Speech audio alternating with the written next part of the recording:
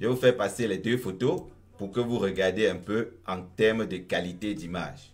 Maintenant, regardez, voilà les deux photos. Observez les motifs que je vous ai expliqués tout à l'heure, n'est-ce pas? Essayez un peu d'observer ça.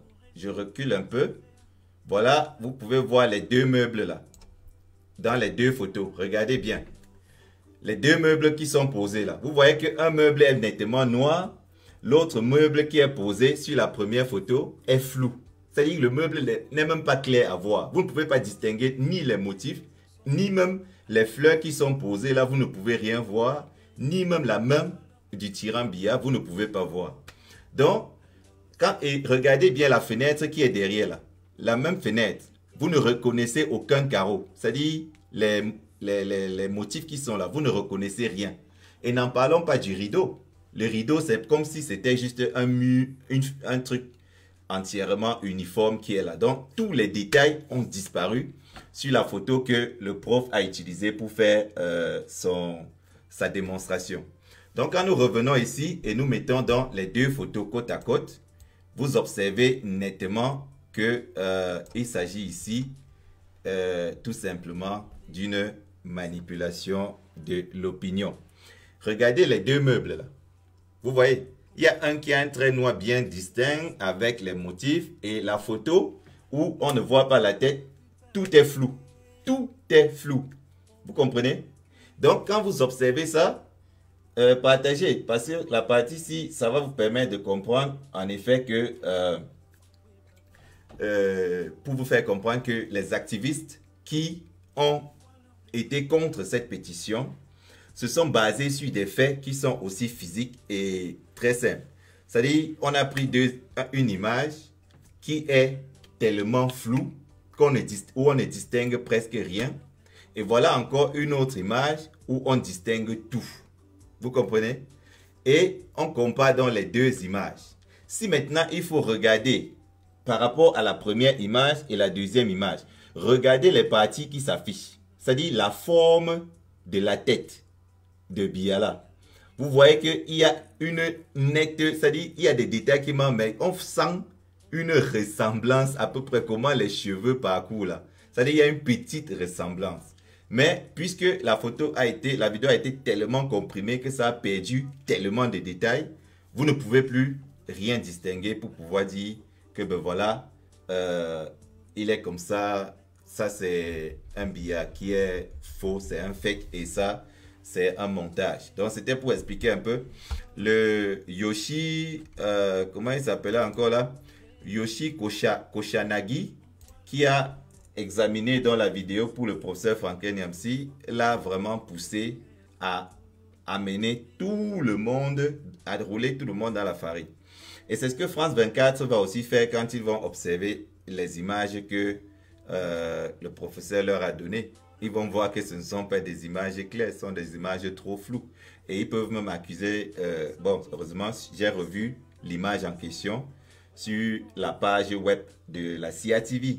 Donc, on ne peut pas dire que cette image-ci a été truquée par celui qui analysait. Mais celui qui analysait l'image n'a pas tenu compte de la qualité de l'image. Parce que quand on comprime une image, elle n'est pas comme ça. Donc, ben voilà. Vous voyez donc que le professeur Franklin Nyamsi navigue depuis très longtemps, organise une pétition avec des éléments qui ne sont pas justes. Et c'est ce qui pousse donc certains activistes qui mènent leurs actions et qui se basent sur des faits réels qui se passent au Cameroun à s'énerver et à dire ce professeur, il arrive avec du fake pour nous décrédibiliser les actions. Pour faire en sorte que quand nous allons maintenant faire nos pétitions ou bien quand nous allons aller réclamer quoi que ce soit, on ne va pas nous croire parce qu'on va dire non, vous inventez des choses pour faire du buzz. C'est-à-dire que votre problème, c'est juste faire du buzz, faire du buzz. Vous ne vous basez pas sur des choses correctes. Donc voilà, chers amis, deux images prises dans la même salle qui font voir les mêmes objets. Et vous observez qu'une image qui est utilisée pour faire une démonstration est une image floue, très très floue, où on ne distingue presque rien. Si vous ne pouvez pas déjà distinguer les motifs sur un meuble qui est posé là, vous ne pouvez pas distinguer les carreaux de ce mur qui est derrière, est-ce que vous pouvez distinguer les choses sur un visage? Vous ne pouvez pas distinguer. Est-ce que ça c'est le nez? Où s'arrête le nez? Quand vous voyez l'image ici, où s'arrête le nez et tout ça, c'est flou. Vous ne pouvez pas distinguer. C'est exactement comme où s'arrête l'angle du mur que vous voyez là. La première photo-ci, vous pouvez voir bien l'angle du mur carrelé derrière là. Et sur l'autre photo, vous ne voyez rien. C'est-à-dire c'est comme si tout était plat. On ne peut pas distinguer les motifs. Et regardez même la fleur qui est là. Rien n'est clair. Donc, de ce fait, on peut donc conclure que l'image a été touchée et non seulement la qualité de l'image a été modifiée, mais même la luminosité de l'image a été changée. C'est-à-dire l'image a été prise dans la même salle, mais vous voyez ici que la qualité de la lumière et tout ça est différente de ce qui est posé de l'autre côté. Est-ce que ceux qui ont fabriqué, ceux qui ont modifié cette vidéo, ceux qui ont comprimé cette vidéo, n'avaient pas effectivement pour but de pousser les gens vers cette erreur-là? Est-ce qu'ils n'avaient pas pour but de manipuler l'opinion publique et de lâcher des informations aux gens qui disent que bon, c'est faux le truc là? Et vous courez dire que c'est faux, c'est faux, c'est faux, parce que eux-mêmes, ils ont introduit, ils ont comprimé la vidéo telle que ça paraisse fausse. Vous comprenez? Et quand vous comparez les deux photos, vous êtes donc convaincu que le professeur a passé son temps à nous tourner dans la farine. Les gens sont même allés manifester, écrire des pétitions, envoyer partout parce qu'ils se disaient que cette vidéo-ci était effectivement reflétait la réalité. Pourtant, c'est archi faux. Maintenant, je me pose la question. Est-ce que le président élu a parlé de la vacance du pouvoir avant que cette vidéo n'apparaisse? Donc, s'ils font apparaître une vidéo comprimée qui a des éléments qui manquent et nous publient, ça veut dire qu'en effet, ils veulent qu'on reste dans la thèse là. Ils veulent qu'on analyse la vidéo. On dit que non, c'est faux. Et maintenant, on dirige toute notre lutte vers ce faux chemin là. Tandis que les autres vont rigoler. Les gens vont rencontrer Mbia et vous êtes là, vous dites que Mbia n'existe pas. On vous montre même les vidéos et tout, vous dites qu'il n'existe pas. Parce que notre peuple est habitué au mensonge. Ce régime est habitué à mentir au peuple camerounais tel que les Camerounais sont convaincus que tout ce qu'ils voient est faux. Voilà. Maintenant, quand vous a fait voir ça, il y avait un deuxième argument que le professeur Franklin Nyamsi a utilisé. Il disait que les objets changent de taille. Vous comprenez? La perspective cavalière. Chacun qui a fait un peu de physique sait que quand tu fais la perspective cavalière, là, plus tu es rapproché de l'objet, plus l'objet est grand. Plus tu t'éloignes de l'objet, plus l'objet est petit. Vous pouvez montrer votre doigt comme ça et cacher un gratte-ciel avec si vous êtes suffisamment éloigné. Avec votre doigt, vous pouvez cacher la lune. Vous comprenez? Et c'est la même chose. Plus vous vous approchez de l'objet, plus l'objet paraît beaucoup plus grand.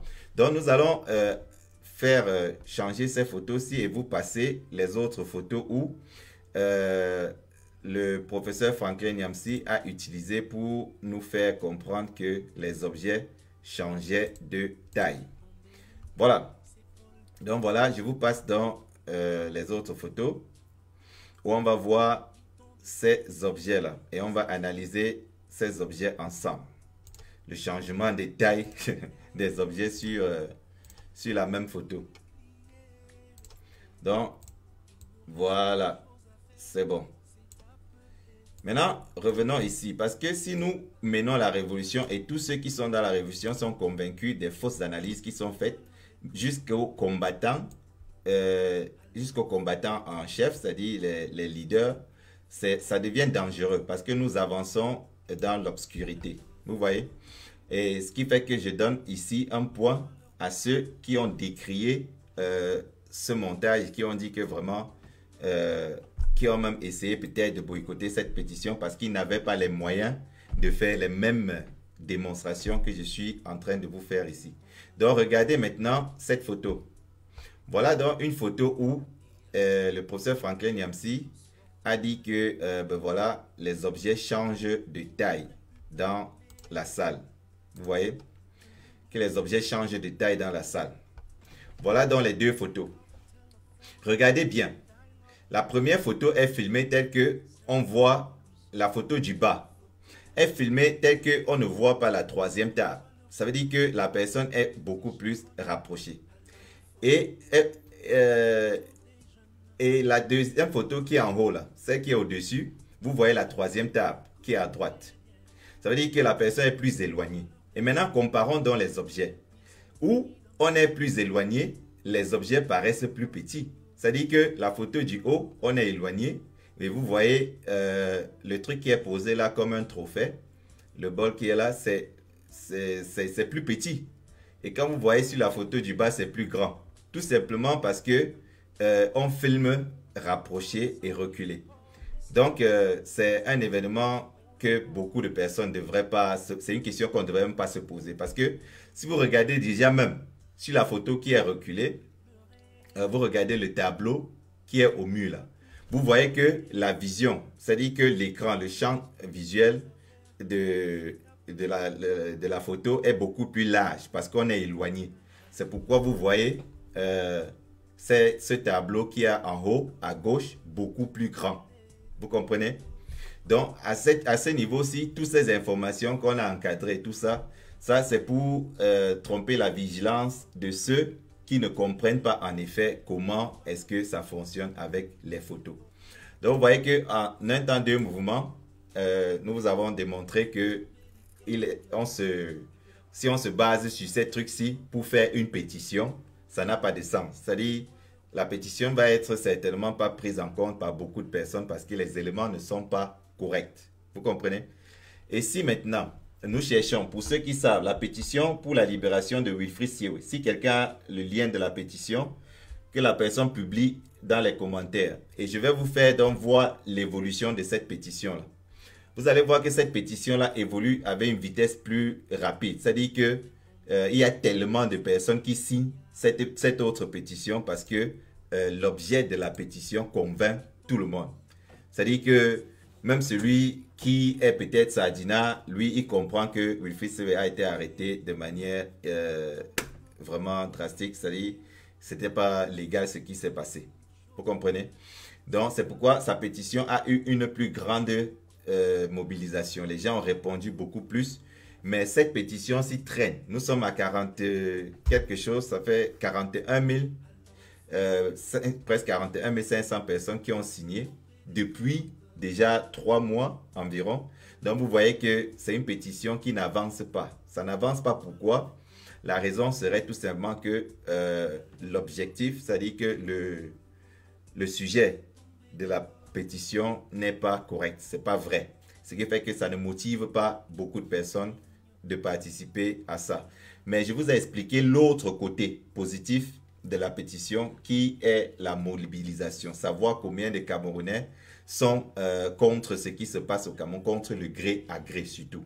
C'est-à-dire, même si cette vidéo, cette séquence ici est vraie et qu'il n'y a pas eu de montage, combien de Camerounais sont contre le gré à gré. Ça, c'est le but principal que moi je vois dans cette pétition. Mais le professeur Franklin Nyamsi a soulevé un autre but qui est d'être invité par les chaînes de télé pour pouvoir débattre là-dessus. Et si ça arrive, moi je trouverais qu'il aurait atteint aussi quelque chose de positif parce que ce plateau qu'il aura, il va l'utiliser pour porter la voix du Cameroun un peu plus loin. Et on espère que sur ce plateau, il ne va pas se mettre à insulter le président français et les ambassadeurs et autres au nom du MRC.